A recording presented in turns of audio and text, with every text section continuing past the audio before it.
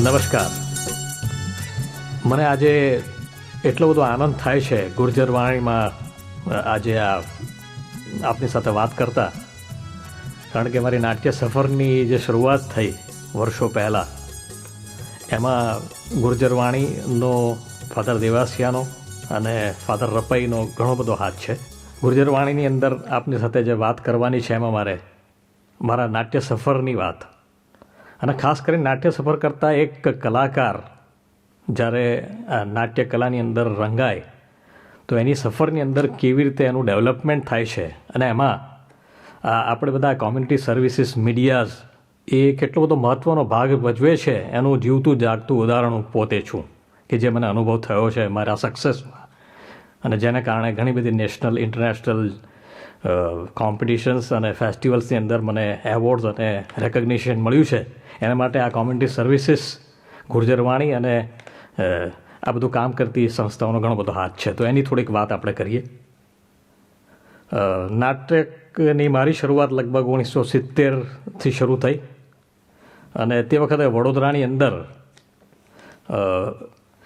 એ જમાનાની અંદર જૂની રંગભૂમિના નાટકો લગભગ પતી જવા આવ્યા હતા, અને નવી રંગભૂમિની થોડીક શરૂઆત, અને એટ ધ સેમ ટાઈમ નવા કલાકારોનું કંઈક ને કંઈક કરવું. એમાં વડોદરાની અંદર એક કોમ્યુનિટી સર્વિસીસ કોલેજ તરફથી ચાલતી, ને ત્યાં નાટકો ભજવાતા. કોમ્યુનિટી સર્વિસીસની અંદર નાટકોનું મહત્ત્વ એટલા માટે કે ઘણીવાર શું હોય કે લોકોને પોતાના દૂષણો વિશે સજાગ કરવા માટે નાટક ખૂબ જ મહત્ત્વનો ભાગ ભજવે છે, અને એવું જ કામ કોમ્યુનિટી સર્વિસીસ દ્વારા થતું, અને એનો ભાગ રૂપે મેં નાટક શરૂ કર્યા, અને એમાં લોકોનો 1-to-1 કોન્ટેક્ટ શરૂ થયો પ્રેક્ષકો સાથેનો.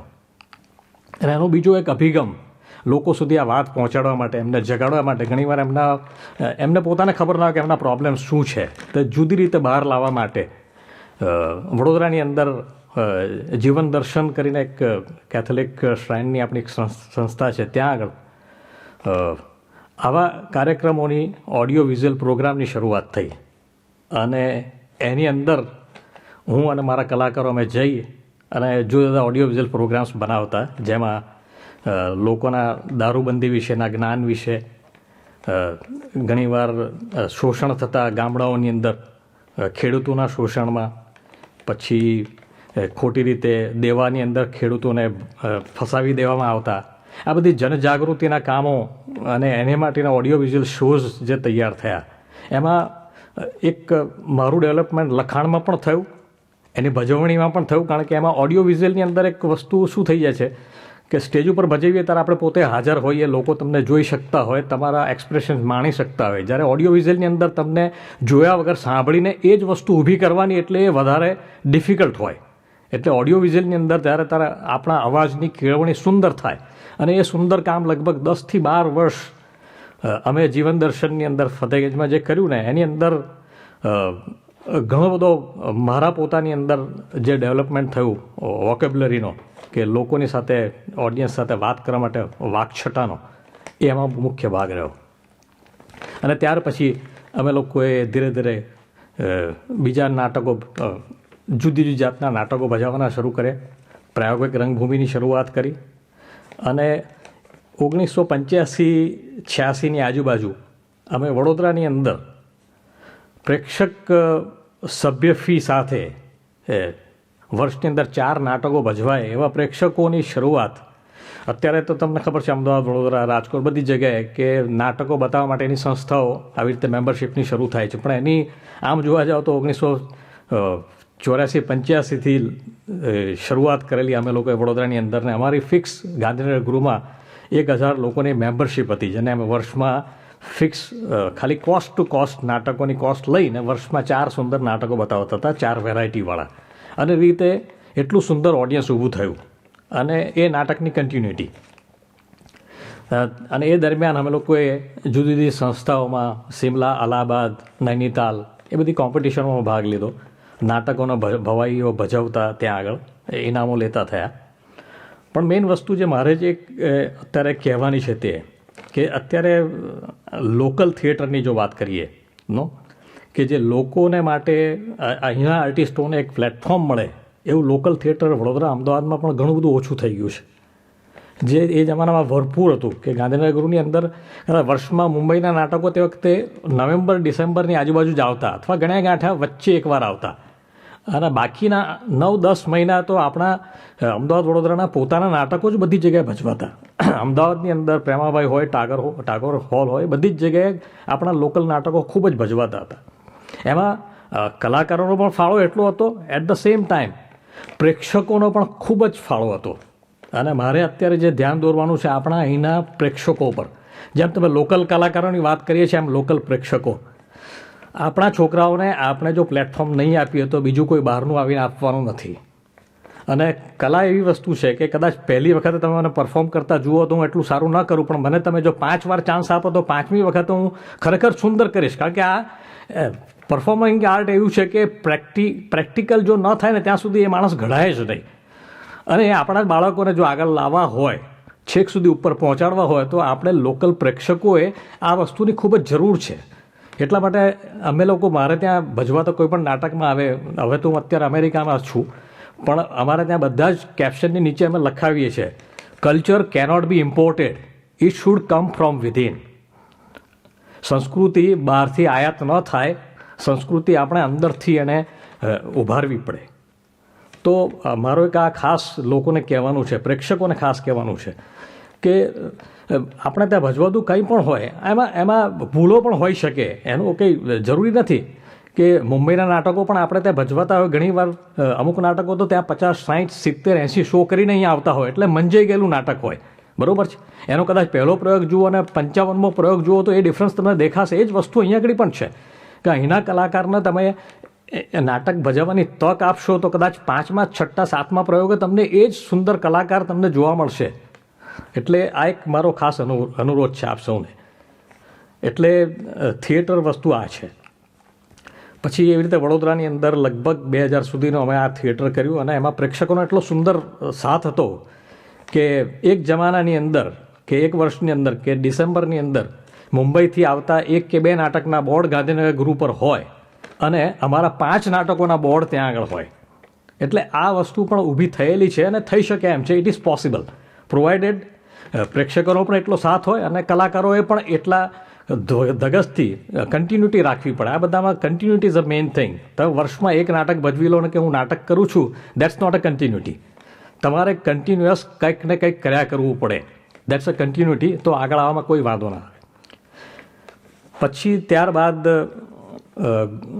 વડોદરાની એની અંદરથી નાટકની ભજવણી બાદ અહીંયા ગુર્જરવાણી અમદાવાદમાં અમે લોકો જ્યારે અહીંયા ગુર્જરવાણી શરૂ થયું ત્યારે પણ કેટલાક અહીંયા આગળ નાટકના પ્રયોગો રેકોર્ડિંગ્સ કર્યા.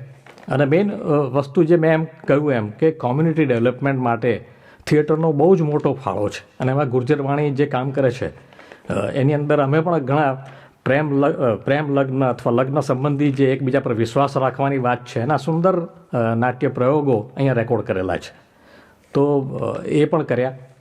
અને ત્યારબાદ 2000ની સાલમાં કેનેડા જવાનું થયું અને 4 વર્ષ કેનેડાની અંદર અને ત્યારબાદ અત્યારે હાલ અમેરિકાની અંદર લોકલ થિયેટર શરૂ કરીને અત્યારે ફૂલ ફ્લેજ અમે લોકો ત્યાં લોકલ કલાકારોની સાથે ટિકિટેડ કોમર્શિયલ શો ભજવીએ છીએ કે જેમાં અત્યારે ફૂલ ફ્લેજ ત્રિઅંકી નાટકો, જેમ મુંબઈના નાટકો ત્યાં આવીને ભજવાય છે એવી રીતે અમારા લોકોના, આપણા લોકલ ત્યાંના લોકલ કહેવાય એવા આર્ટિસ્ટોના અમારા નાટકો ગોલમાલ છે ભાઈ, જેના લગભગ 25થી 27 શો એક વર્ષમાં અમેરિકાની અંદર ભજવાયા.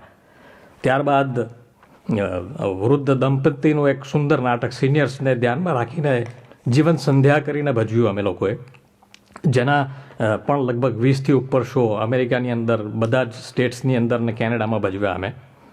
અને ત્યારબાદ એક નવો પ્રયોગ ગયા વર્ષે અમે લોકો કર્યો, જોગર્સ પાર્ક એવા ટાઇટલથી એક નાટક ભજવ્યું અને એનું ગુજરાતી નામ આપ્યું હતું અમેરિકન દેશી કાકા ચાલે વાંકા, કે જેમાં પહેલી વાર કે પાર્કની અંદર આખું 3 કલાકનું નાટક પાર્કમાં ભજવાય આવી એક વેરાયટીવાળું નાટક ડ્રોઈંગ રૂમની બહાર. અને for the first time Gujarati થિયેટરની અંદર એક ફ્યુઝન ગુજરાતી ડ્રામાનો કોન્સેપ્ટ લઈ આવ્યા કે જેની અંદર એ નાટકની અંદર 3 સીન ઇંગ્લિશમાં અને અમેરિકન અભિનેત્રી, અમેરિકન એક્ટ્રેસ એની અંદર કામ કરે એવો આ નાટકનો પ્રયોગ ત્યાં આગળ અમે કર્યો અને એટલું બધો સક્સેસફુલ ગયો કે જે વર્ઝન જે પત્યું ત્યાર પછી હવે લોકોની ડિમાન્ડ છે કે આવું બીજું એક નવું નાટક હવે નેક્સ્ટ યર તમે કરો. એટલે કન્ટિન્યુટી અને એક વેરાયટી અને એટ ધ સેમ ટાઈમ લોકોને એક સુંદર મેસેજ આપવાની વાત પણ નાટકનો મુખ્ય ધ્યેય માત્ર હસ્યા કરવાનો નથી. નાટકનો મેઇન તો હસતા હસતા અથવા ગમે તે રીતે પણ એક સુંદર મેસેજ આપવાનું એ આપણા કલાકારોનું કામ છે. જે ડિફરન્ટ નાટકો આપણે ભજવીએ એમાં આપણે આપતા રહીએ છીએ. એવી રીતે મેં કહ્યું એમ અમેરિકન દેશી કાકા ચાલે એમાં ઉર્ફ જોગર્સ પાર્કની અંદર પણ 3 મિડ એજ ફેમિલી ક્રાઇસિસની સુંદર વાત એકદમ કોમેડી સાથે ને પછી એ 3 જોગિંગ કરતા જ્યારે મિડ એજના માણસો એક સુંદર અમેરિકન છોકરીને જોગિંગ કરતા જુએ ને પછી જે આમ જે કોમેડી ઊભી થાય હસબન્ડ વાઈફ અને આ છોકરીઓની વચ્ચે એની એક સુંદર વાતને છેલ્લે અમેરિકાના એક બહુ જ સુંદર ડૉક્ટર કવિ, આમ તો બહુ જ સારા મોટા કવિ છે ડૉક્ટર નિલેશ રાણાએ એક સુંદર કવિતા આ નાટક માટે આપી છે અને એની 4 લીટીઓ અમે જે બોલીએ કે બદલો બદલો બેડરૂમમાં માણસ નહીં પણ ચાદર બદલો. એક સુંદર અને એ નાટકની અંદર બસ આ 4 પંક્તિઓ લોકો એટલી બધી માણે છે ત્યાં કે બદલો બદલો બેડરૂમમાં માણસ નહીં પણ ચાદર બદલો, પાછળનું સગડું ભૂલીને કંઈક તો આગળ બદલો. બહુ જ સુંદર વાત આ નિલેશભાઈ રાણાએ જે આ નાટક માટે અમને આપી છે આ એમની કવિતા કે બદલો બદલો બેડરૂમમાં માણસ નહીં પણ ચાદર બદલો, પાછળનું સગડું ભૂલીને કંઈક તો આગળ બદલો. ફૂલ નથી તાજા મળતા તો બદલો ફ્લાવર વોઝ, ફૂલ નથી તાજા મળતા તો બદલો ફ્લાવર વોઝ, માણસ જો ખોટા મળતા તો બદલો ફોટાઓ આજ, માણસ જો ખોટા મળતા હો તો બદલો ફોટાઓ આજ, ઓશિકાની આંખ ભીજાણી સ્પર્શ તણાવ વાદળ તો બદલો, બદલો બદલો બેડરૂમમાં માણસ નહીં પણ ચાદર બદલો. એટલે એક કોમેડી સાથે પણ એક સરસ મજાની દંપતીએ એકબીજાના વિશ્વાસની એકબીજા પર જે સંબંધો જે કેવી રીતે કરવા એની વાત પણ આ નાટક દ્વારા અમે રજૂ કરી ત્યાં આગળ. તો આવી રીતે સુંદર નાટકો ત્યાં આગળ અમે ભજવીએ છીએ. અને જેમ મેં કહ્યું એમ કે ગુર્જરવાણી જે પ્રયત્નો કરે છે કે મીડિયા થ્રુ કે કોમ્યુનિટીની અંદર જાગૃતિનું લાવવાનું કામ, ધર્મનું કામ, એ બધું આપણે મીડિયા થ્રુ સરસ રીતે કરી શકીએ. મને ખબર છે કે ઘણી બધી વસ્તુઓ ઈસુના જીવનની મને તે વખતે ખ્યાલ નહોતી જ્યારે મેં આ નાટ્ય લેખનની શરૂઆત કરી. અને આ કાર્યક્રમો કરતી વખતે એમના ઓડિયો વિઝ્યુઅલ પ્રોગ્રામની અંદર એટલી બધી સુંદર સત્ય ઘટનાઓનો મને લાભ થયો એ જાણવાનો અને એ બધા અનુભવો મને ઘણી બધી જગ્યાએ કામ પણ લાગ્યા. તો મારી આપ સૌને વિનંતી છે કે જેમ મેં કહ્યું એમ culture cannot be imported, it should come from within. એ એક વાત ખાસ મારે આપના સુધી પહોંચાડવાની હતી. અને ખાસ જે કહેવાનું કે લોકલ એ લોકલ નથી, એ આપણું પોતાનું છે. તો જે કંઈ ચાલતી હોય પોતાની પ્રવૃત્તિ આપણે ત્યાં એ મીડિયા હોય, નાટ્ય ક્ષેત્ર હોય, લેખન હોય, કવિતા હોય, પણ આપણું એ આપણું છે, એને આપણે વધારવું જ જોઈએ. આપનો ખૂબ ખૂબ આભાર. Thank you.